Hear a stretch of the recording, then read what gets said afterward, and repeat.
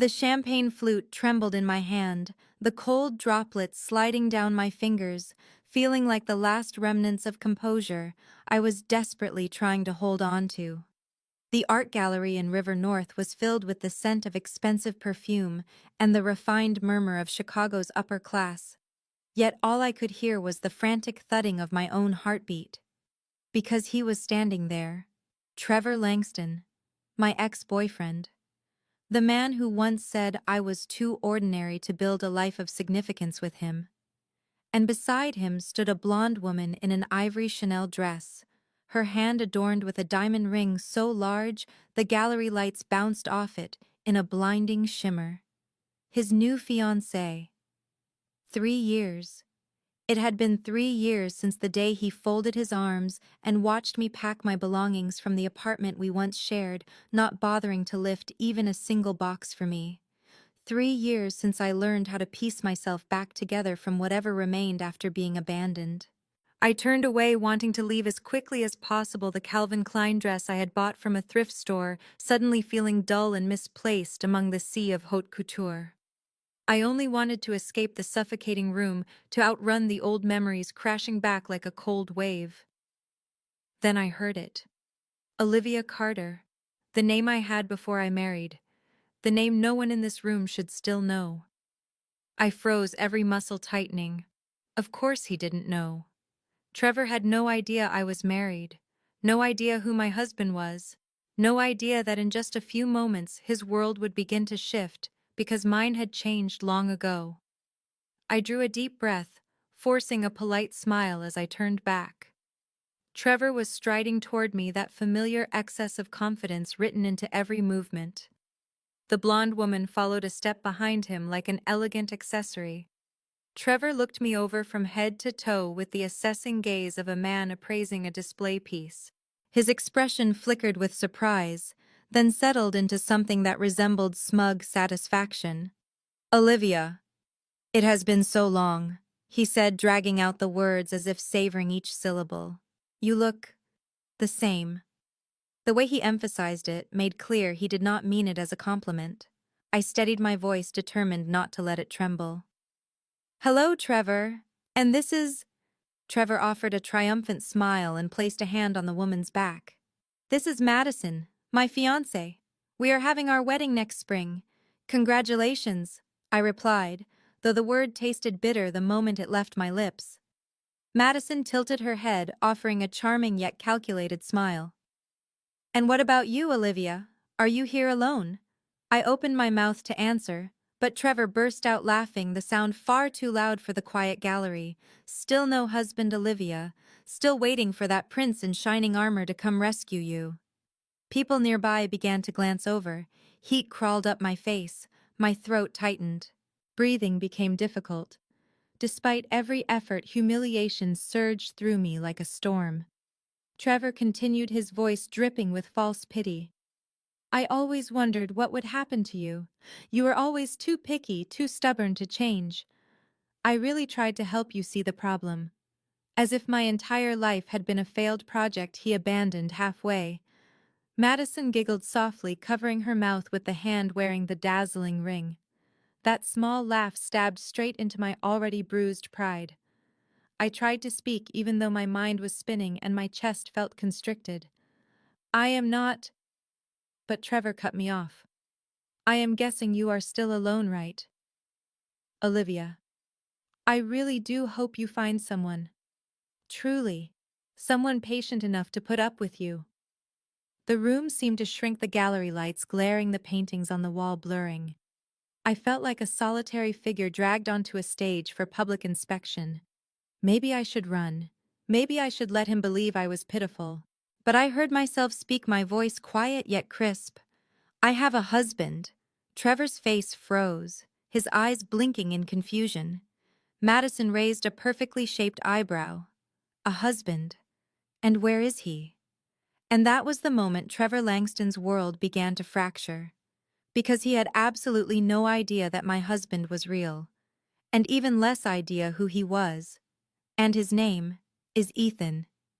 If you are listening to this moment, perhaps your heart has once trembled the way mine did when you had to face someone who wounded you so deeply. If you feel that this story touches something quiet and hidden inside you, do not forget to subscribe to the channel, to like and share the video, so that each day we can bring you another slice of emotion that is gentle, honest, and quietly powerful. Where are you listening from? Leave a comment below and tell us which city you are, in which small corner of this world you call home, so I can know that the words I am sharing have found their way to your heart. I could feel my heartbeat refusing to slow as I walked away from Trevor and Madison, the click of my heels against the cold stone floor of the gallery, echoing like a reminder of a world I no longer belong to. Every step was an effort to steady the trembling spreading from my chest down to my arms, where the nearly empty glass in my hand still felt like the only thing keeping me from shattering. That question, still no husband Olivia, kept circling through my mind like an old curse, dragging with it the hundreds of memories I had tried to bury for the past 3 years. I wove through the well-dressed guests, their quiet laughter and bright eyes fixed on one another, as if this world was made only of light and success, while I felt like a small crack beneath a flawless coat of paint, invisible to most yet painfully visible to myself. I found a corner near the exit, leaned against the wall, and drew in frantic breaths. The room continued to spin, the expensive perfume mixing with the taste of wine in my mouth until it made me nauseous. I should not have come. I knew it the moment Maya pressed the ticket into my hand and insisted I needed to rejoin the world. "You cannot keep hiding in the shadow of your past," she had said. "You survived. Now you have to live." But was I really living, or merely drifting through each day like a ghost wearing a new name, a wedding ring, and a silence no one could see? My fingers brushed my left hand. The platinum ring was still there, gleaming beneath the gallery lights, the clearest proof that I was no longer Olivia Carter, the woman once left behind for not being remarkable enough. I was Olivia Morelli now, a name no one here recognized, a face, no one connected to anything meaningful. Trevor did not know. He thought I was lying, thought I was trying to save what little pride I had left. And I had let him believe that. Because what good would the truth do? That I was married, that I was the wife of a man I did not fully understand, that our wedding happened on a bleak morning inside a courthouse with no flowers, no kiss, only signatures and attorneys. That since then we lived in separate worlds, meeting on scheduled dates, our silence stretching longer than any conversation we ever had. Ethan Morelli, a man whose name Chicago whispered with fear, but rarely dared to speak aloud. A man I knew nothing about until the night my landlord threw me out and I stood in falling snow with nowhere to go. A man who offered me something that sounded impossible, but was the only thing that kept me alive that winter. A contractual marriage. 2 years. You will have housing protection and a guarantee. No affection. No intrusion into each other's lives. I agreed because I had no choice. And now here I was, the wife of a man with more power than Trevor could ever imagine, yet still feeling like a failure when confronted with my past. I closed my eyes, trying to steady my breath, but the humiliation clung to me like dust that refused to be brushed off. Trevor could still make me feel small, still squeeze the fragile confidence I had only begun to rebuild. I thought I was stronger. I thought 3 years was enough to heal, enough to grow. But with one glance, one sentence, he pulled me back into the frightened girl I once was. A soft chime from my purse broke through the chaos in my head. A message, brief, without greeting or signature. Only 3 words. "Where are you?" It was him. Ethan. I stared at the screen, my fingers trembling as I set the glass down. He did not show up to events like this. He hated crowds, hated appearances. Yet somehow he knew. And I could not tell whether that made me feel safe or afraid. I remained standing there, staring at the phone screen, as if those 3 words could somehow save me from the turmoil tightening inside my chest. "Where are you?" No question mark, no emotion, no unnecessary words yet. I knew it was not a casual message because Ethan never asked, unless he already knew the answer, and I understood something else just as clearly. When he asked, it meant he was already on his way. A cold current ran down my spine. I set the glass of wine on the nearest table, my hands clasping together in a desperate attempt to stop trembling. Outside, night had fully settled, the golden glow from the stone pillars spilling onto the thin layer of snow along the sidewalk, reflecting through the gallery windows. I looked out just as a sleek black SUV glided to a stop in front of the entrance. My heart skipped a beat. The car door opened, and he stepped out. Ethan Morelli wore a long black wool coat that brushed his knees, a white dress shirt with no tie and the collar slightly undone. The street lamp cast its light across his face, highlighting that unmistakable coolness, the kind that made the world seem to pause whenever he appeared. The guests near the entrance began to murmur, not loudly, but with the kind of instinctive reaction prey might have when sensing a silent predator. Ethan did not look at anyone except me. He walked toward me with measured steps, slow and deliberate, as if the entire night had been quietly leading to this moment. I felt every part of me go still when his eyes met mine. There was no smile, no greeting, just a small nod. But that was enough. Ethan extended his hand. I did not ask why, and I did not think. I stepped forward. His hand closed around mine, warm and steady. In that instant, Trevor's words dissolved like smoke. Ethan leaned in slightly, his voice low and quiet enough for me alone. "Are you all right?" I nodded, though I had no idea what I was nodding to, whether it was the comfort of his presence or the hope that I could convince myself I truly was all right. Trevor and Madison stood only a few steps away. Their eyes locked on us, as if they had just witnessed something they could not comprehend. Ethan turned to them, his gaze sharp without the need for aggression, his mere presence thickening the air around us. Trevor blinked rapidly, all traces of earlier arrogance wiped clean. He stammered, "Olivia, I thought you—" He did not finish because Ethan took a step forward, his hand resting gently yet firmly on my back. His voice was even polite, but cold enough to freeze the space between them. "We have not been introduced. I am Ethan Morelli, Olivia's husband." Those final words rang out with unmistakable clarity. The room fell silent. Trevor stood motionless, struggling to swallow a truth he had never anticipated. Madison looked around anxiously, clutching her glass as if it could steady her.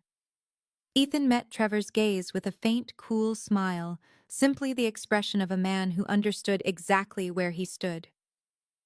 Ethan waited for nothing else. He turned back to me, extending his hand. "Are you ready?" I did not need to ask where we were going, only knew we were leaving this place. Leaving Trevor. Leaving the pitying eyes and the old memories behind. "Yes," I whispered. "Let's go."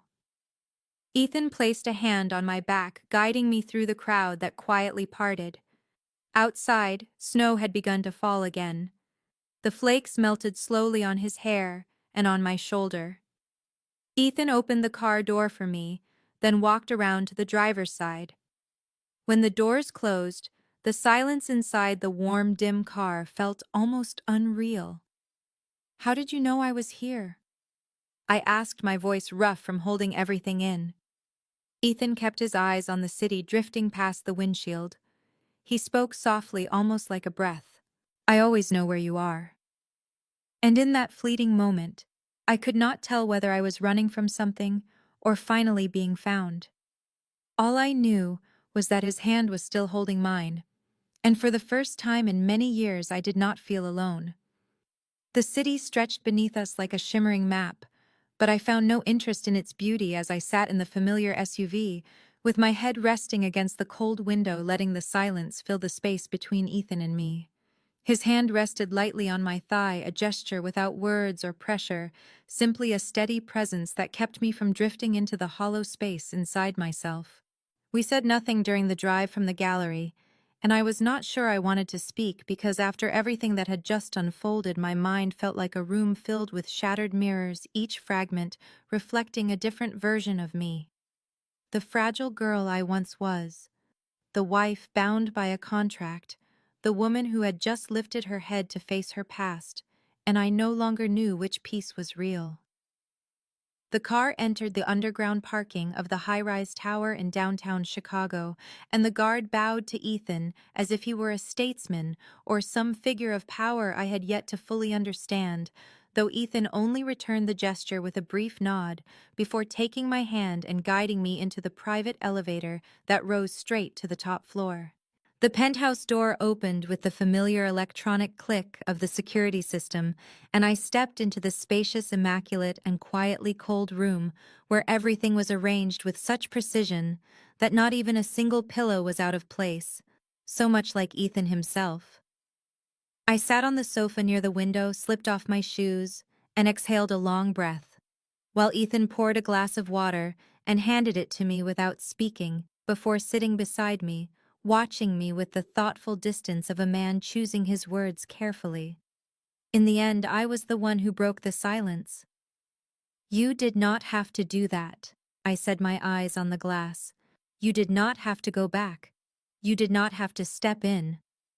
I can take care of myself." Ethan leaned back, arms folded.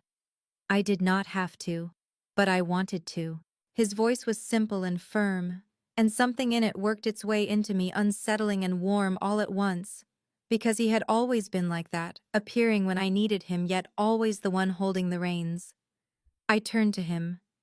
"Is that what you wanted to prove to Trevor, that I am no longer someone to pity, or to show that Ethan Morelli can shield anyone you choose to mark as yours?" He raised an eyebrow. "Mark, this is a marriage, Olivia, not an underground deal." I let out a soft, bitter laugh. But it was a deal, at least in the beginning. We had terms, rules, no emotion, no involvement. I do not like being controlled, you know that. Ethan stood and walked toward the window, his back to me, offering no answer until I wondered if he would stay silent forever. Then his voice broke the stillness. "I am not trying to control you. But I could not stand there and watch someone speak to you that way. Not to who you are now. Not to the woman I married." When he turned, the seriousness in his eyes made something in my chest loosen. "You think I did it for my pride? I did not. I did it because I care. And that is the problem." I froze. That word was the boundary I had kept intact for 2 years. Because caring was the beginning, and beginnings had endings, and I was not sure I had the strength for another one. Ethan stepped closer and sat across from me, his voice lowering. "You keep pushing me away as if I am the danger. But Olivia, the one hurting you is yourself. The strength you think you are clinging to may be the very thing that is trapping you." My hands tightened and my vision blurred. "I do not want to be hurt again, Ethan," I whispered, barely holding my voice steady. He did not argue. Instead, he lifted his hand and touched my cheek, his palm warm in a way that felt almost unreal. "I will not let that happen," he said.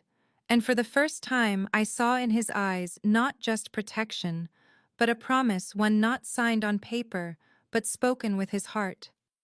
Yet I could not help wondering whether I had the courage to believe it was real. I sat motionless on the sofa, letting Ethan's hand rest against my cheek, like an unspoken vow, while my mind drifted back to a bitter winter 2 years earlier, the fateful day I met him for the very first time.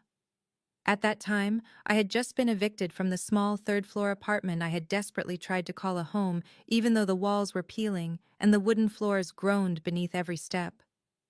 I had lost my job, my bank account was nearly empty, my phone was dying, and I stood shivering in a curtain of white snow like a ghost. No one noticed. No one stopped. No one asked. Only one car pulled over, and a man stepped out, dark hair dusted with snow, a long black coat, brushing his knees and eyes as sharp and cold as the January wind. I remembered clearly that he said nothing at first. He simply looked at me as if he could read everything about me in a single glance, in my soaked shoes, in the way I clutched my worn handbag, as if it held the last pieces of my life. Then he guided me into the car, without asking for my name or demanding to know why I was standing there. He simply brought me to an apartment so large and immaculate, it seemed like it belonged to another world, a place so clean and warm and silent I hardly dared to breathe. I thought it was a strange, fleeting act of kindness, until he appeared the next morning with a cup of hot coffee and a stack of documents. A contract. I had never seen anything so unusual. It demanded no affection, no division of assets, no physical obligations, only clear terms that we would enter a legal marriage for 2 years, that I would have housing protection and a stable monthly allowance, and in return, I would keep his real identity concealed, refrain from interfering in his private affairs, and accompany him in certain social events where a wife was expected to stand beside him. When I asked why, he answered simply, "I need an image. You need a chance. This arrangement benefits us both." I meant to refuse. I had always been a woman with pride, someone who had walked away from relationships that did not treat me with respect.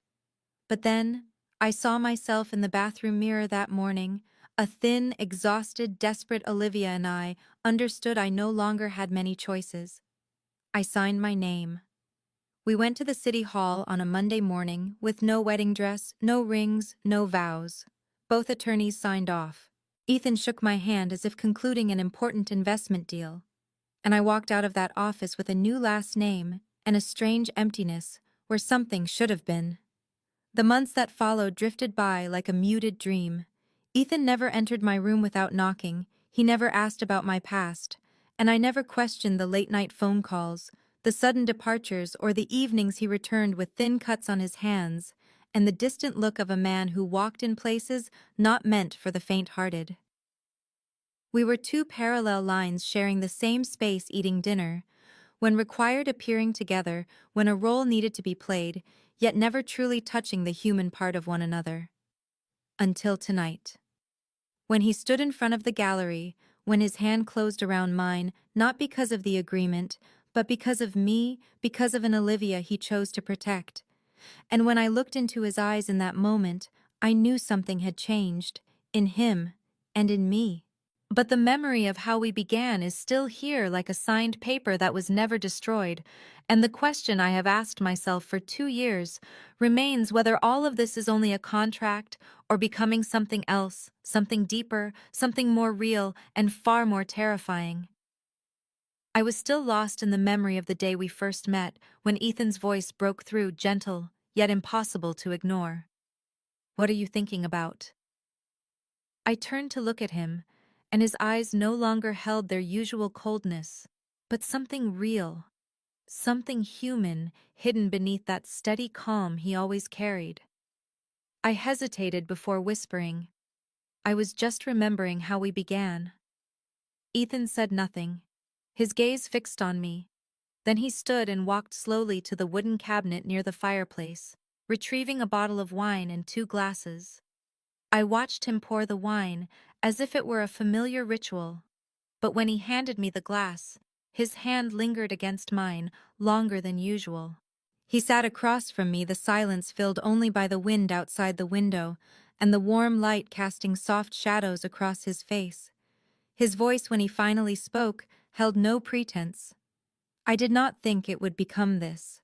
I gripped the wine glass, afraid to take a sip, afraid to ask, because I knew what he was about to say might be the first honest truth spoken between us, in 2 years of living inside a script. "At the beginning, I only wanted an arrangement," he said. "Something safe, something mutually beneficial. I needed someone beside me in public, and you. You were a smart, resilient woman standing at a crossroads, and you had every reason to need a way out." I nodded slightly because nothing he said was wrong, but after that, it was no longer just a contract. He continued, his eyes fixed on the wine, as if the answers he had avoided for so long were floating somewhere in its depths. "I do not remember the exact moment things began to change. Maybe it was the night you made ginger tea for me after I came home covered in blood and silence. Maybe it was the way you curled up on the sofa reading wrapped in that faded blue blanket, as if the world outside could never touch you again. Or maybe it was when I realized I was looking at you longer than necessary, beginning to notice the scent of your hair when you walked past me in the hallway. He paused, then lifted his gaze to meet mine. Olivia, there were so many times I wanted to tell you this, but I was afraid. Afraid you did not want to hear it. Afraid you were not ready. But I cannot stay silent anymore. I never thought I would care. But I did. Beyond the boundaries of any contract, I did not know how to react. My heart pounded hard against my ribs, and part of me wanted so badly to believe him, to let myself receive it. But a larger part, fearful and guarded, held me back.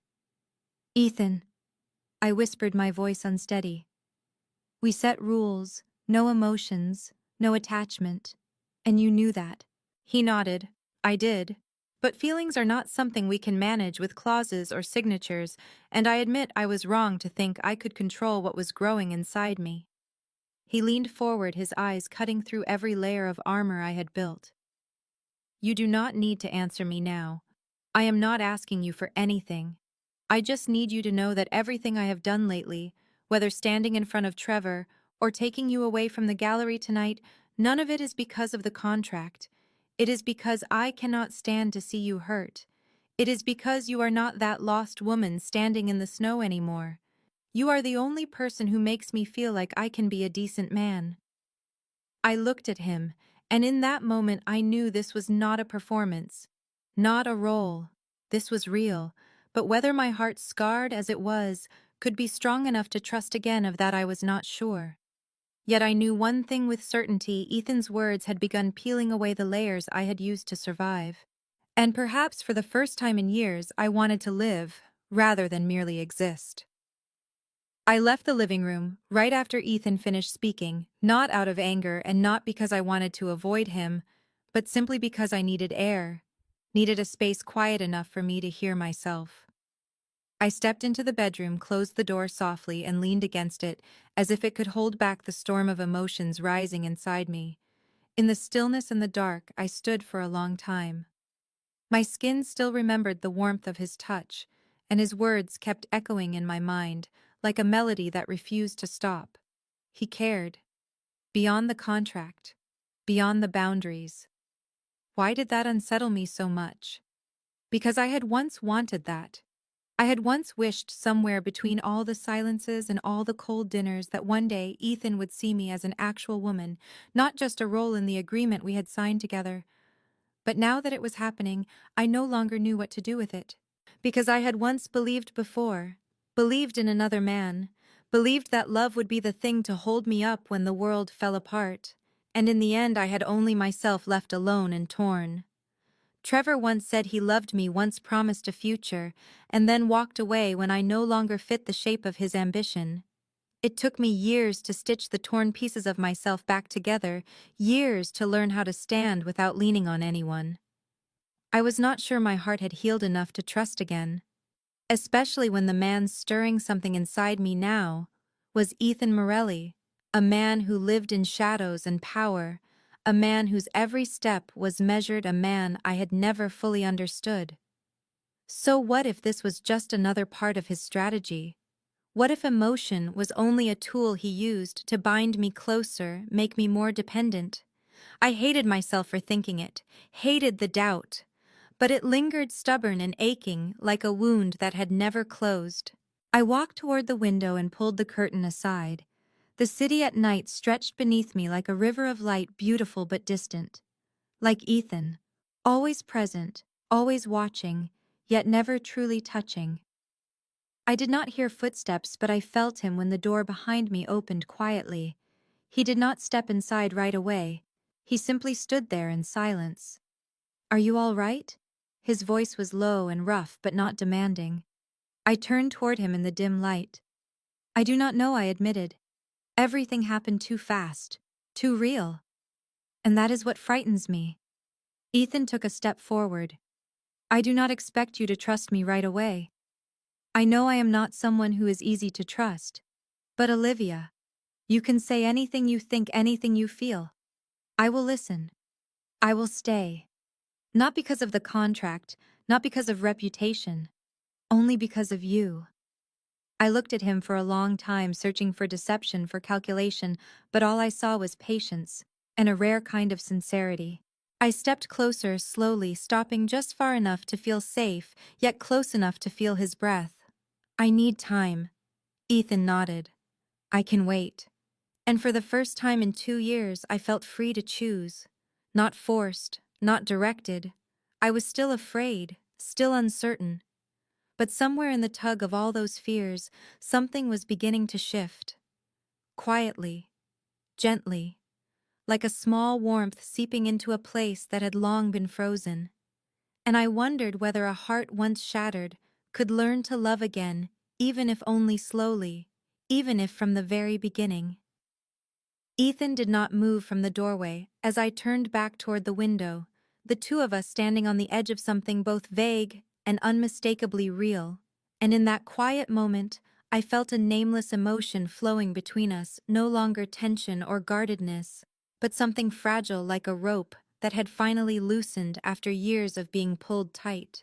Have you ever wondered why it was you? He asked, his voice barely louder than the wind slipping through the glass. I turned slowly, the light casting his sharp features in a way that made him look strangely worn, as though he carried an entire lifetime of untold stories. Ethan stepped into the room, not hurried, not hesitant. He pulled a chair closer and sat facing me, though his eyes drifted toward the space between us. You think I chose you because it was convenient, because the timing and circumstances fit, he said. That might be partly true, but it is not the whole truth. I remained silent, waiting. When I was a boy, he continued, I lived in the Bronx in an old apartment building where the sound of gunfire was more familiar than music. My father was a hard man who ran a small garage behind the neighborhood, though everyone knew it was only a cover. I learned early that the world is not divided into black and white, but into countless shades of gray that people must learn to survive in. My mother died when I was 8 in an accident I am still not certain was an accident at all. After that, I was sent to live with my uncle, the one who taught me how to negotiate, how to command, how to stay silent when it mattered. I studied law business, learned to use my eyes where others used force. And eventually I became Ethan Morelli, the man respected by financiers and avoided by the underworld. But through all of that, I never felt like I truly belonged anywhere. I lived by logic, by plans, by strategy. There was no room for emotion, no time for softness. Until I met you. Olivia, you are the one thing I could never calculate. When I saw you standing in the snow, not begging, not collapsing, just standing there as someone refusing to break, I saw myself in you. But what kept me from turning away was not your hardship. It was the fact that you had somehow kept your sense of purity in a world I knew was poisonous. You entered my life as an interruption, an unexpected variable. At first, I only wanted to keep you close as the perfect cover, a smart, discreet, unentangled wife on paper. But the longer you lived beside me, the more I realized there were things I could not force myself to ignore. You were not like the women I had met before. You never asked for money, never demanded a title, never tried to step into my world to control it. You existed with your silence and your dignity, and that alone made me want to protect you in ways I had never protected anyone.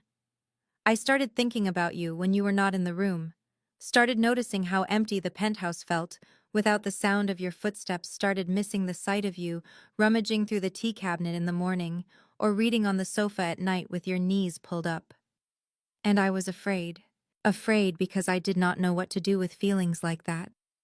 I had seen too many relationships fall apart, seen trust weaponized, understood that love was a double-edged blade. But Olivia, even with that fear, I still wanted to try, because if there is anyone who could make me believe I could love without losing myself, it would be you. I did not know when I started crying, maybe when he spoke of his mother, maybe when he admitted his fear, but I knew I cried when he said my name, the way a man might offer a quiet prayer, asking for nothing, demanding nothing, simply revealing the truest part of himself. And in that moment, I understood that even if my heart still carried fractures, Ethan had touched it in a way no one ever had, not with power, not with promises, but with the wordless sincerity he had held inside for 2 long years. I did not remember when I leaned into Ethan, only that when his lips touched my forehead, soft as an unspoken request, I did not pull away. He did not rush, did not overwhelm, he simply placed his hand on my shoulder, as if afraid that anything stronger might cause me to break apart, and perhaps in that moment, we both understood that whatever was unfolding between us was no longer the result of a cold contract, but of 2 years spent living beside one another in silence, with feelings buried too deep and pressed down for far too long. Ethan slipped his hand behind my neck and drew me closer, his mouth finding mine without hesitation yet, with a gentleness that startled me, and I returned his kiss without thought or caution, guided only by instinct, emotion, and the softness I had hidden for so many years. He lifted me, as though I weighed nothing, settling me onto the bed with such careful tenderness that my heart tightened, not because of the act itself, but because of the way he looked at me, not like a man claiming a woman, but like someone gazing at something precious he was not sure he deserved to keep. That night we shed the last of the distance between two strangers living under one roof, no longer the Olivia bound by a contract, nor the Ethan belonging to a world of shadows I could never fully comprehend. We were simply two human beings with unhealed scars and unnamed hurts, finding our way toward one another in the soft glow of the bedroom light through each touch, each breath, each quiet whisper. I felt myself tremble when he pressed his lips to my neck and down across my shoulder unhurried, as if he were learning every inch of my skin by heart, and there were moments when the tenderness of it nearly made me cry, not from pain, but because such gentleness felt overwhelming to a heart that had once been dismissed, once judged too complicated to love. Ethan did not speak much, but every time he looked at me, every time he held my hand when I shivered from fear, I knew he was speaking through his presence alone, telling me I no longer had to face anything by myself, that I no longer had to hide my hurt or pretend to be unbreakable. When everything finally quieted, we lay still, my head resting on his chest, his arm draped around me like an invisible barrier, and I listened to the steady, powerful rhythm of his heartbeat, so different from the turmoil inside my own. I wanted to believe this was real, wanted to believe his words tonight were not born of a fragile moment or a passing weakness, but deep inside some part of me still held doubt, still feared that one day all of this might disappear, and I would return to being the woman who stood alone, disappointed and forgotten. Ethan seemed to sense it because when he leaned close and whispered into my ear, he did not say he loved me, did not offer grand promises. He said only one quiet, slow sentence, small yet impossibly weighty. I am here. That was all.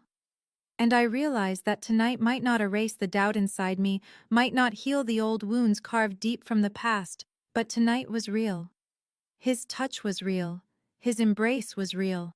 And that for me was the first step, not toward love, but toward trust, a fragile trust, but the only thing I could hold on to in a world where everything had once collapsed far too easily. The next morning, sunlight filtered through the thin curtains and pulled me back into reality after a night my heart still did not know how to name. Ethan had left the bed before I woke, leaving behind a faint warmth that softened the emptiness of waking alone.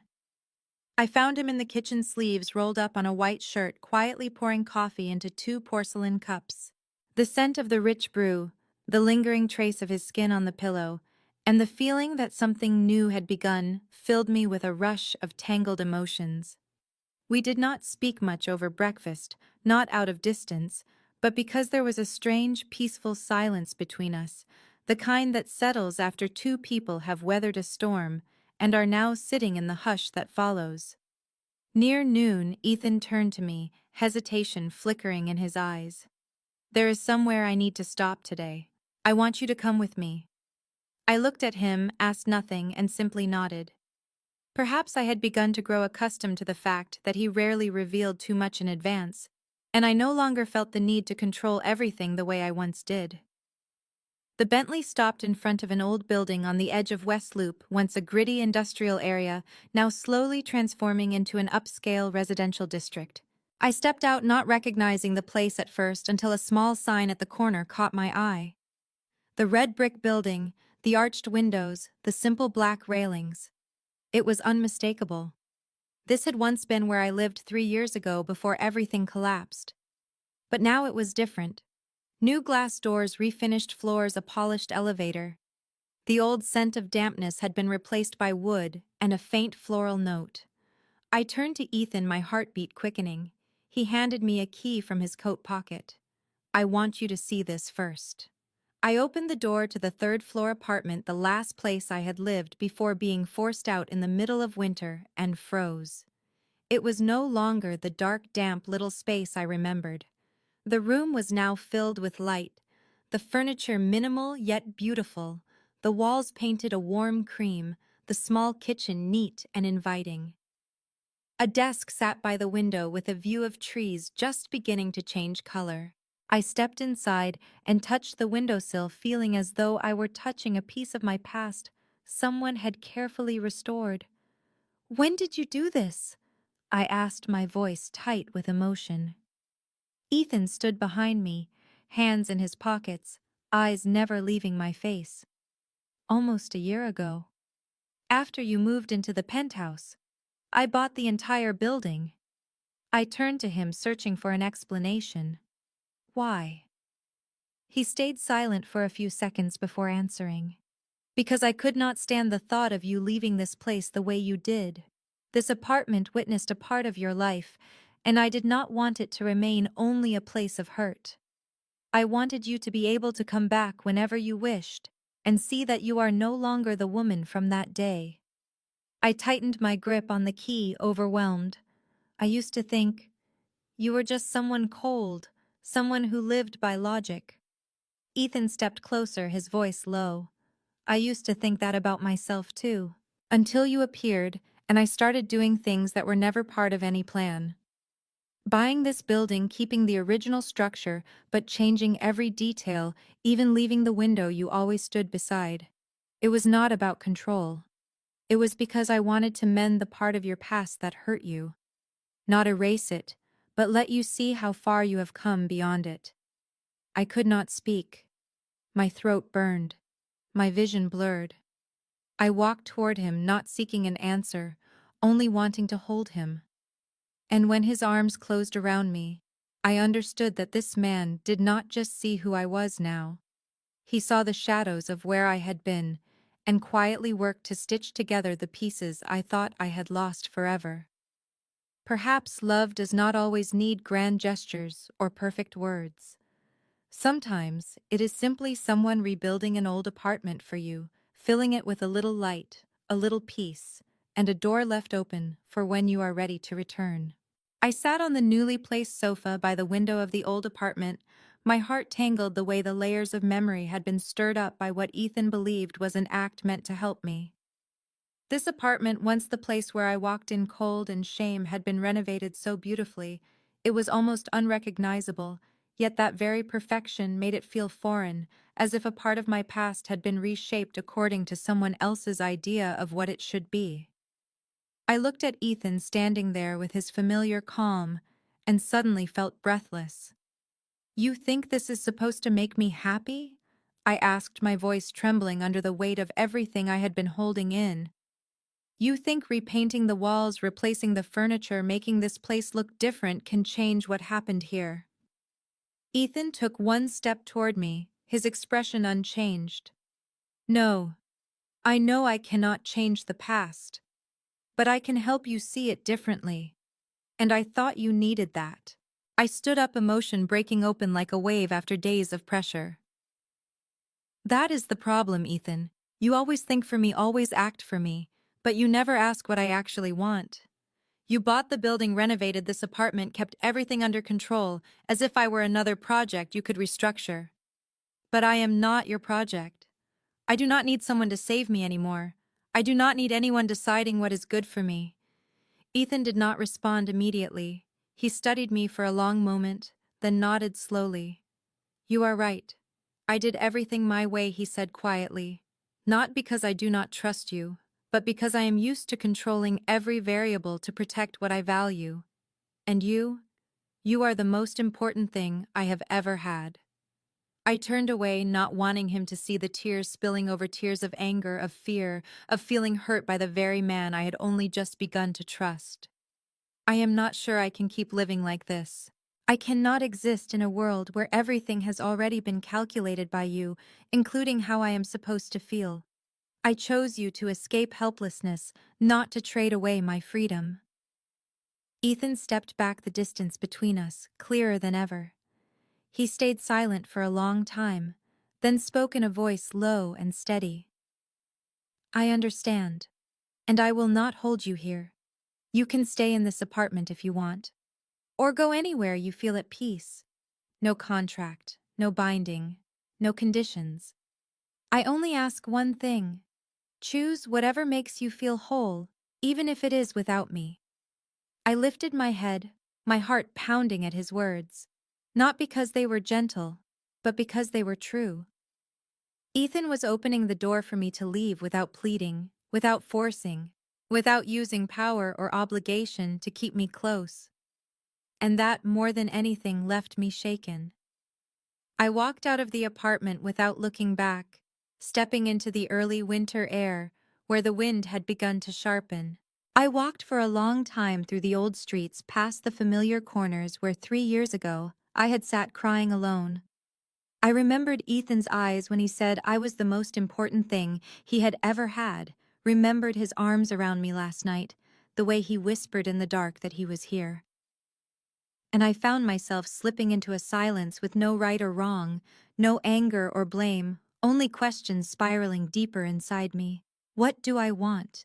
What am I afraid of losing? And was it truly Ethan's actions that hurt me, or the fact that for the first time in my life I had been given complete freedom to choose, and I did not yet know how to hold it?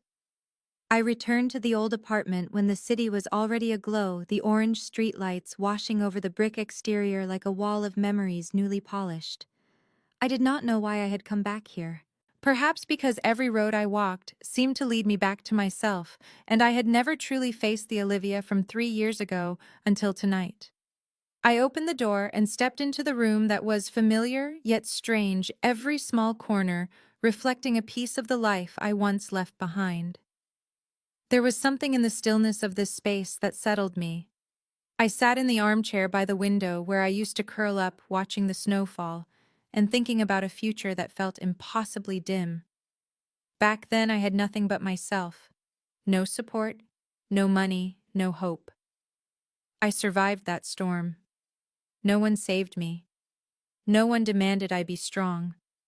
I was strong because I had no other choice.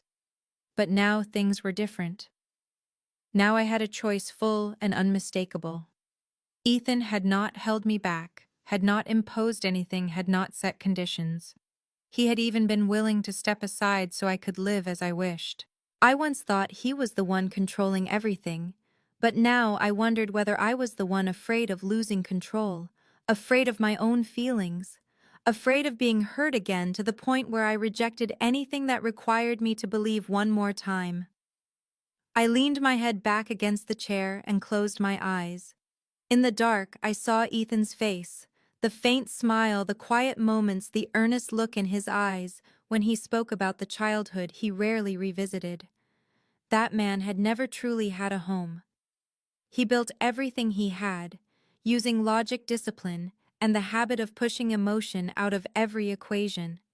But when he met me, he began breaking the rules he lived by, not because of who I was, but because with me, he finally believed he could be soft without losing his strength.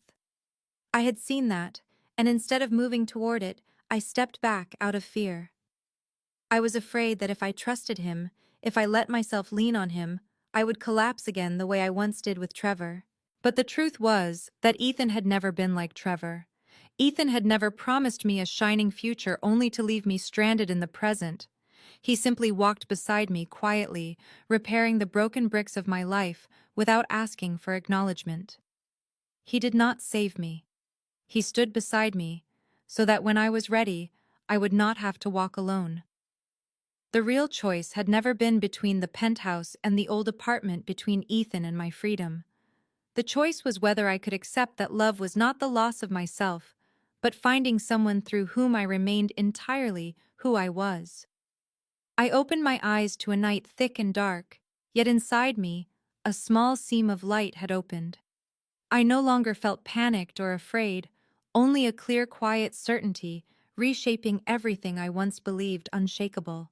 I stood and walked slowly around the apartment, touching the surfaces, the doorframe, the chair that had once been mine. Everything had been renewed, but I still recognized it, just as I recognized myself after everything. I might not be ready to say love, not ready to trust deeply enough to name anything beyond this. But there was one thing I knew with absolute clarity. I did not want to move forward without him beside me. Not because I needed him, but because I truly wanted him there. And for the first time in many years, I knew my answer came not from fear, but from a courage I had quietly built through every fracture of my past. At sunrise the next morning, the first light slipped through the thin curtains and fell across the warm wooden floor of the old apartment, gentle as the touch of fate itself. I woke beneath a blanket both strange and familiar, my mind still foggy after a night without real sleep, yet my heart clearer than it had ever been. There were no lingering questions pulling me into old loops, no thick doubts clouding my chest, only a stillness like the surface of a lake after a storm, letting me know I had already passed through the hardest part. I rose, brewed a cup of tea the way I used to, and stood by the window watching the city begin its day, a quiet sense of peace spreading through me. Not because I had found where I belonged, but because I had chosen it with a steady heart. And what I chose was Ethan. Not because I needed him to survive the way I had that early winter long ago, not because he gave me shelter, protection, or a name, but because I wanted him there beside me, on a path I was finally ready to walk on, legs that no longer shook. I sent him a simple message, only 4 words: I am on my way. Then I put on a thick coat, wrapped myself in the dark wool scarf Ethan once bought me during a visit to my favorite bookstore, and slipped on the old boots, still marked with tiny scuffs along the side, familiar things that now carried new meaning. I did not take a taxi. I walked step by step through the familiar streets, past the cafe where I once worked part-time, past the small bookstore where I used to sit for hours reading because I could not afford to buy a book. I walked past every shard of my past to remind myself that I was not running and I was not being pushed. I was choosing. When I reached the penthouse door, I paused for a single breath, not out of hesitation, but as a small ritual before stepping into a new chapter. I rang the bell. The door opened almost immediately. Ethan stood there in a half-buttoned shirt, his face tired as if he too had not slept all night. His gaze moved from my face to the scarf, to the bag in my hand, and back to my eyes. No words were spoken in that first moment, only slow breaths and a gaze stripped of every layer of defense. "Why did you come back?" Ethan asked, his voice low and worn. I crossed the threshold, set my bag down, and looked straight at him. "Because I want to, not because I need to." He closed his eyes for a single heartbeat, and when he opened them, I saw a rare glimmer of light in eyes that had long known only darkness. I stepped closer, close enough to feel his breath, and lifted my hand to his face for the first time without hesitation. "Ethan, I am not sure what we will become. I do not know if everything can change simply because I came back. But there is one thing I know without doubt. If I walked away yesterday to find space to think, then today, I return because I want to be near you despite everything uncertain. And this time, I will not step back out of fear." Ethan said nothing. He pulled me into his arms, holding me so tightly I could hear the rapid thud of his heartbeat against my ear. One of his hands slipped into my hair, the other pressed firmly against my back as if afraid I might disappear. We stood like that for a long time in the penthouse that had once felt cold from silence and now pulsed with unspoken warmth. In that moment, I knew I was no longer the Olivia I used to be. I did not need love to save me, but I chose love because now I was strong enough to hold it without losing myself. And Ethan, through everything he had done, had given me the space to reach that conclusion on my own, without pressure, without conditions. That alone let me know I was ready to begin again, not as a woman who had once been left behind, but as a woman who had chosen to stay. Living with Ethan, truly living together for the first time as two people sharing a real life, rather than an emotionless contract or a temporary arrangement, began quietly but steadily, the way spring days slip in after a long winter. Each morning I woke not to an empty space beside me, or the sound of hurried footsteps leaving the room, but to the familiar scent of coffee drifting from the kitchen, soft jazz humming from the ceiling speakers, and sometimes Ethan standing by the window, sleeves rolled, his gaze fixed on the horizon, as if calculating something distant, yet always turning back the moment I walked in, just to say a simple greeting that warmed my heart every time. "Good morning, Olivia." We began sharing the small things we once kept separate. A grocery list taped to the refrigerator, the Wi-Fi password changed to the title of an old film we had watched together, afternoons spent choosing new bed sheets and debating whether indigo or beige would make the bedroom feel warmer, and then laughing out loud when both of us turned out to be wrong. Ethan no longer kept the perpetual coolness he once wore like armor. He let himself soften, slow down. One evening, when I came home late after meeting friends, I found him waiting in the living room beneath the gentle glow of a warm lamp. He did not ask where I had been or with whom. He simply asked whether I was hungry and brought out a bowl of simple hot noodles, placing it in my hands along with a small kitchen towel to warm my fingers. These gestures, seemingly ordinary, were in truth the clearest signs that we were learning how to exist together, not just under the same roof, but within each other's rhythms. I changed too. I no longer tensed whenever Ethan mentioned anything about the future. I began reorganizing my closet, folding away clothes I no longer wore, and arranging drawers with him. I added a few small plants around the home-brewed tea in the evenings, instead of sipping it alone in silence. I told him about the children's book project I once abandoned, because I feared I was not good enough. Ethan listened without interrupting, placing his hand over mine, and saying that if I chose to start again, he would be the first to read my manuscript. One afternoon, while we lay stretched out on the sofa, with sunlight spilling through the glass, my head rested on his lap, and my finger tracing idle circles on his shirt sleeve, I said quietly without looking up that sometimes I still felt afraid. Ethan did not ask why. He simply nodded and brushed my hair gently behind my ear. "Fear is normal," he said softly, "as long as you do not let it stop you from living. And if ever there comes a time when you feel unsteady, I am here. Not to lift you up, but to sit beside you until you are ready to rise." His words held no grand promises, no vows sealed by diamonds or declarations meant to impress. Yet they were truer than anything I had ever been told. What grew between us did not burst like a flame, but rose like morning light, slipping into every quiet corner, warming places I once believed would remain cold forever. And for the first time in my life, I did not simply feel loved, I was loving too. Truly, clearly, deeply enough that no words were needed for the feeling to be understood. I once thought I knew enough about Ethan, about the restraint in his every movement, about the way he hid emotion behind a still face, and a silence that always felt calculated. But only when he took my hand and led me into his real world did I understand that everything I had seen before was merely the surface. That world was not loud or ostentatious the way people whispered about the wealthy and powerful in the city. It ran on quiet nods between men in black suits on meeting rooms, where the light was softer than the shadows, yet sharp enough to keep everyone alert. Ethan did not need many words there. He only needed to appear. Once he brought me to a meeting on the top floor of an old hotel with no sign on the outside, just a steel door and a large man standing guard. Inside, everything looked like a scene carved out of an old film. A long mahogany table, deep red velvet curtains, and not a single person holding a phone. Every face in that room looked at Ethan with a mix of respect and caution, as if he alone had the right to decide who stayed and who did not.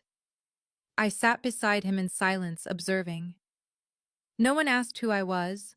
No one questioned or dismissed my presence. Because Ethan kept his hand on my back the entire time, a small gesture but unmistakable.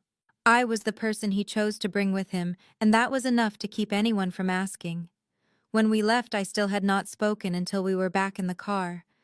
I used to think I knew you, I whispered, still staring straight ahead. Ethan smiled faintly, a smile without defenses. I was never meant to be a mystery for you to solve, Olivia. I was just waiting for you to be ready to see all of me. I turned to him and realized it was the first time I had ever seen a man hold two opposing truths so effortlessly: cold authority and genuine tenderness. He could be ice in decisions I never wanted to understand, yet unbearably gentle when he laid a hand on my forehead, on days I felt tired, or when he stopped everything simply to ask whether I had eaten. One night during a heavy storm, I woke to the sound of thunder and found the bed empty. I stepped into the hall and saw him standing on the balcony, drenched, staring into the distance. I wrapped a dry towel around his shoulders, pressed my hands to his cold cheeks, and asked why he didn't come inside. He said quietly that sometimes he needed to remind himself that there were things he could not control, like the rain, like the past. But you are different, he added. You are the one thing I cannot control and yet cannot bear to lose. After that night, I no longer feared his world. I knew there were doors he had never opened for anyone. But he opened them for me, not to impress me, but to let me choose whether to stay. And I chose to stay. Not because of the prestige or the power that made people lower their voices when they said his name, but because beneath it all, he was still the man who stopped in the middle of a busy day to buy the exact kind of bread I liked, the man who wrapped his arms around me in a crowded room as if we were alone, the man who could make me feel small without ever making me feel weak. And in his world, I was not just someone walking beside him. I was Olivia, the woman he trusted, valued, and loved in the only way he knew. It might not have looked like any version of love I had known before, but it was real. And day by day, I began to feel that I belonged there, not because he led me in, but because I stepped in and stayed by my own choice. It was a quiet autumn evening, the kind where the breeze drifted softly through the leaves outside the penthouse window, carrying the damp scent of fallen foliage and the faint chill of a new season. The kitchen glowed with warm golden light, the smell of wine mingling with the delicate hint of wood rising from the oven. Ethan and I sat across from each other, each with a glass of wine, a plate of pasta he had cooked still steaming gently between us. There was no jazz playing as usual, no television murmuring in the background, no phones buzzing. Only a stillness that felt honest and intimate, as if the world had paused long enough to make room for two people learning how to understand each other without rushing. I rested my chin in my hand and watched Ethan, the light casting a soft shadow along his cheekbone, and I realized I had never seen him feel so close, not in physical distance, but in the quiet space between two souls that had long been used to living behind locked doors. I still do not understand why you chose me, I murmured. Not out of doubt, but because I truly wanted to know what made a man like Ethan, cool, controlled, and calculated, reach out to a woman who had almost nothing the day he found her. He did not answer immediately. He set his glass down, leaned back, and laced his fingers together as if choosing his words with great care. Because you were unlike anyone else, he said slowly. When I saw you, you were not begging, and you were not trying to prove you were strong. You just stood there in the snow with eyes that had nothing left to lose and nothing left to hide. You were not looking for someone to save you. You only needed someone who would not turn away. And I could not turn away. I fell silent, my heart slowing not from surprise, but because his answer struck the deepest place in me, the part I had always kept hidden. I looked at him, trying to keep my voice steady. But were you ever afraid that one day I might leave? Ethan lowered his gaze, quiet for a long moment. Yes, he said, eyes fixed on his glass. More than I want to admit. I have lived too long knowing anything can be taken at any moment. Power, money, loyalty. All of that can be bought, but affection cannot. You are the one thing I cannot control, and the one thing I do not want to lose. My throat tightened. I am afraid too, I confessed. Afraid that if I love too much, I will lose everything again, like before. Like when I trusted Trevor to build a life with me, and he walked away without a word. Ethan tightened his hand around mine, the warmth of his touch spreading across my skin like reassurance without a single spoken promise. You do not have to trust me completely right now, he said softly. But I hope you do not close yourself off from believing again, just because someone once disappointed you. I am not them. And you are no longer the Olivia you once were, the woman who lived only by what others thought of her. I held his gaze for a long time, then nodded gently. I know. And perhaps this is the first time I feel safe enough to admit to myself that I want to trust, want to love, even if I am still afraid, even if I do not know what comes next. Ethan smiled, his eyes softening, as if he had just set down the final piece of armor he carried. He leaned forward until our foreheads touched.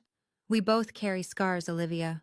But I believe that sometimes two wounded people can heal each other not by forgetting the past, but by facing it together. In that moment, I understood that love is not always grand or dazzling.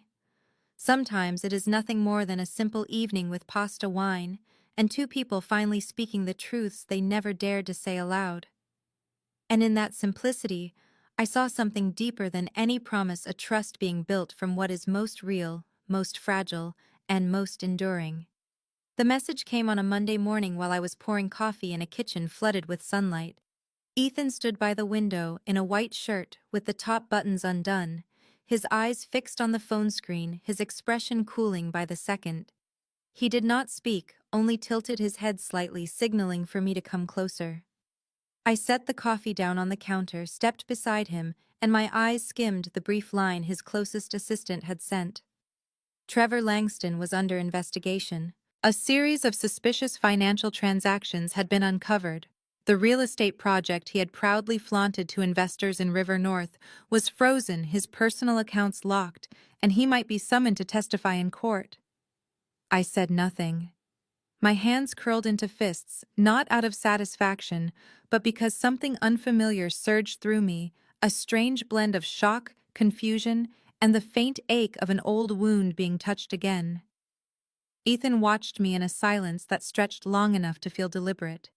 Then he set his phone down on the counter and turned fully toward me. If you want, I can make all of this end for him. His voice was remarkably calm, as if he were talking about canceling an appointment.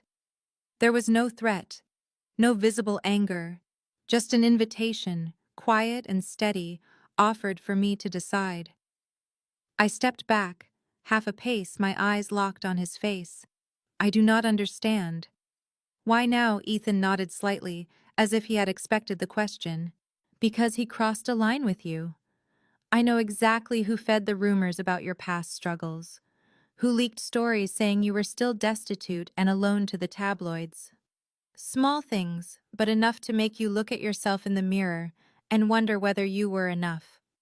He thought you were someone who could be pushed down by a little shame, and he was wrong. Something tightened in my throat. The scattered fragments I had tried to dismiss slowly fell into place, forming a picture I could no longer ignore. Trevor had never truly let me go. Even with a fiancé, even with a new chapter waiting for him, he still wanted to ensure I could not lift my head anywhere he might appear. I turned away, not wanting Ethan to see my eyes reddening. Images flashed through my mind. Trevor smirking in the gallery, his arm wrapped around Madison, his words cutting me open in front of a crowd. A part of me wanted to nod to take back everything he had once stolen from me. But another memory rose instead, the night Ethan and I had sat together speaking about trust, about wounds, about how we were learning to heal them. I looked back at Ethan, his gaze patient, unpressuring. "If you want it," he said softly, "I will handle it, and no one will ever know it was for you. But I need to know this is truly what you choose, not a moment of anger." I drew in a long breath. "No," I said quietly, then repeated it with more certainty. "No, Ethan, I do not want revenge, not because I am unhurt, but because I have walked far beyond that place. Trevor may believe he still has the power to make me small, but he is wrong. I do not need to see him fall to know I have risen." Ethan was silent. After a moment he stepped closer and rested a hand gently on my shoulder. "I am proud of you. Not because you refused power, but because you chose what was right for you." I let out a soft, trembling laugh, my eyes still glistening. I used to think revenge was the only way to close the past. But it turns out forgiveness, not for Trevor but for myself, is what gives me freedom. Ethan nodded. "Sometimes forgiveness is the deepest kind of revenge, because it proves they no longer have any hold over your life." I leaned into him, my heart lighter than it had been in years. Perhaps at last I had stepped fully out of the shadow of the man who once made me doubt my own worth, and I did not need his downfall to know I was standing strong. The next morning I woke in Ethan's arms, the soft sunlight filtering through the cream-colored silk curtains and spilling across the floor like a warm golden carpet. There was no heaviness, no fragmented dreams of farewells without apologies. I stayed still for a moment, listening to his steady breathing beside me, then gently slipped from his embrace, wrapped myself in a thin robe and stepped out onto the balcony. The Chicago sky was unusually clear after the night's rain. I stood there for a long time with a cup of hot tea in my hands, replaying the conversation from the night before. I had said no.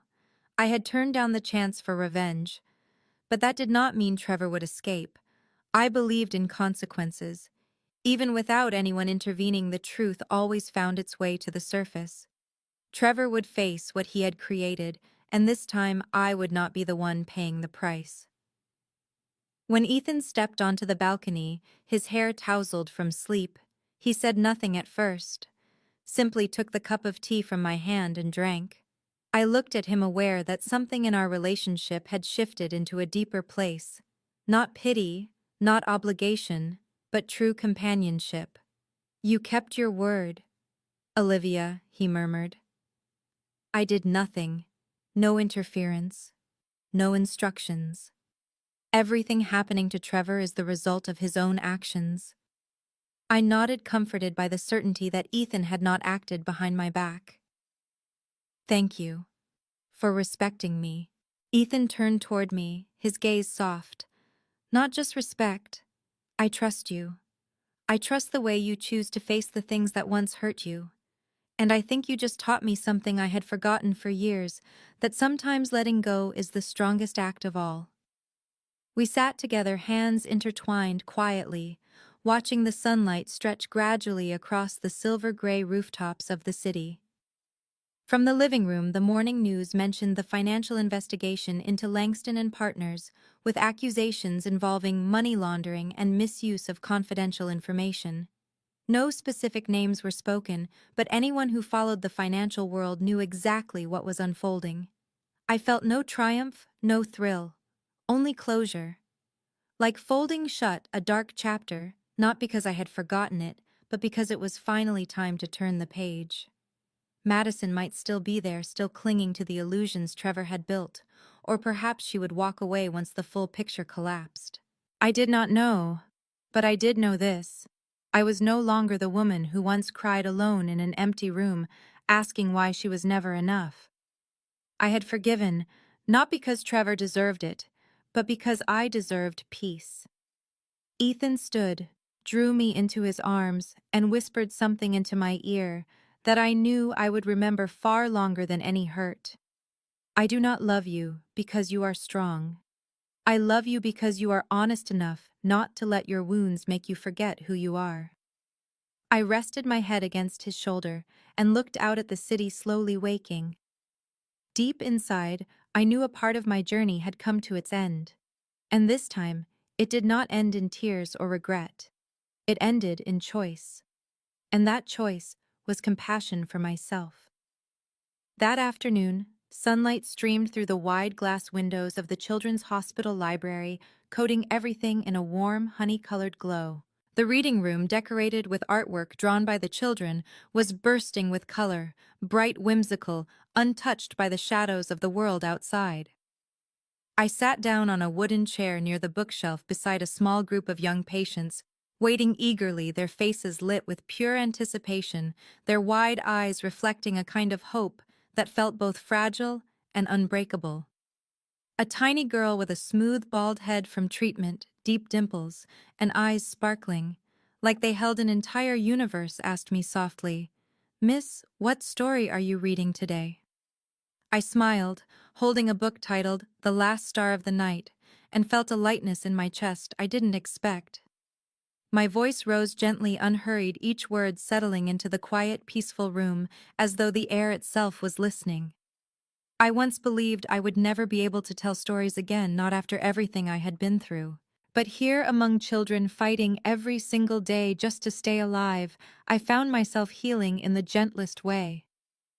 Ethan had encouraged me to return to storytelling, not for publicity, not for image, not for responsibility, but because he knew it was a part of Olivia.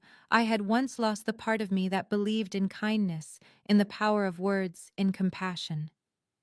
When I closed the final page, tiny hands clapped, and one little arm shot up into the air. "Miss is the star in the story reel."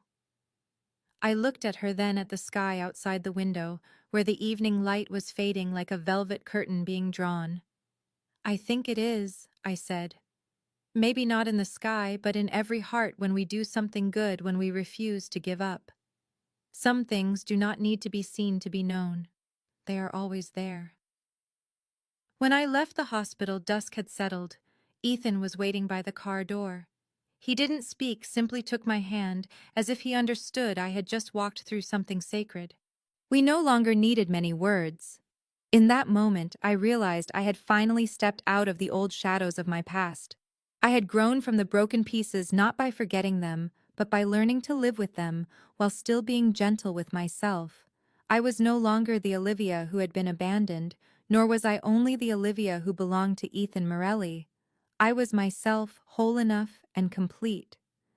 My story, like so many others, was a journey of pain, choice, forgiveness, and healing. And if you are here listening to this point, perhaps you too carry wounds without names. I hope my journey touches something inside your own heart. If this story means something to you, please subscribe to the channel, like the video, and share it with someone who might need a small glimmer of hope today. Where are you listening from? Did this story remind you of someone in your life? Leave a comment below so that I and our community can hear what you feel. I truly want to know how this story reached your heart, because your reflections are what allow these stories to continue living. Thank you for spending your time with me until the end of this journey. I look forward to seeing you again in the next video, where we will continue sharing simple, everyday stories filled with tenderness and humanity. I wish you good health, a peaceful life each day, and the quiet strength to always find calm within yourself. Goodbye, and I will see you in the next story.